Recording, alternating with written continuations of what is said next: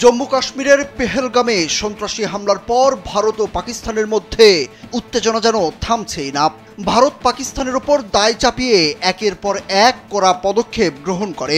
পাল্টা জবাবে পাকিস্তানও ভারতের সবকিছু বন্ধ করে দেয়। এসবের মধ্যেই পাকিস্তান শনিবার ভয়ঙ্কর 450 কিলোমিটার পাল্লার আবদালি ক্ষেপণাস্ত্রের সফল উৎক্ষেপণ করে। এরপর সোমবারও 120 কিলোমিটার পাল্লার ফাতাহ সিরিজের ভূমি থেকে ভূমিতে নিক্ষেপযোগ্য ক্ষেপণাস্ত্রের সফল প্রশিক্ষণ চালায় পাকিস্তান। দুদেশের পাল্টাপাল্টি সামরিক মহড়া ও ক্ষেপণাস্ত্র পরীক্ষা উত্তেজনা আরও বাড়ছে। যুদ্ধ পরিস্থিতির এই পর্যায়ে সামরিক খাতে আগের বছরের তুলনায় ব্যাপকভাবে বাজেট বাড়ালো পাকিস্তান।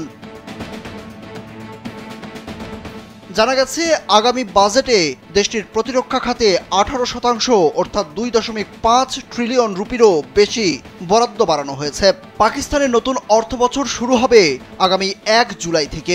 তবে তার আগেই জুনের প্রথম সপ্তাহে বাজেট উপস্থাপন করতে যাচ্ছে দেশটির পার্লামেন্ট।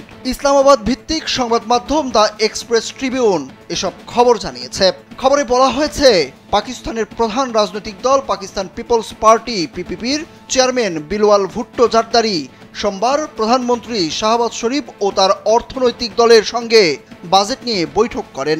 বৈঠকে পিপিপি বাজেটের খসড়া ও প্রতিরক্ষা খাতে বরাদ্দ বৃদ্ধির বিষয়ে তারা সম্মত হন। দ্য এক্সপ্রেস ট্রিবিউন জানিয়েছে, দ্বিতীয় সর্বোচ্চ বরাদ্দপ্রাপ্ত খাত প্রতিরক্ষা। 2024-25 অর্থ বছরে পাকিস্তানের প্রতিরক্ষা বাজেট ছিল 2122 বিলিয়ন রুপি। তবে আগামী অর্থ বছরের জন্য এই বরাদ্দ আরও বাড়িয়ে 2.5 ট্রিলিয়ন রুপি করার প্রস্তাব করা হয়েছে।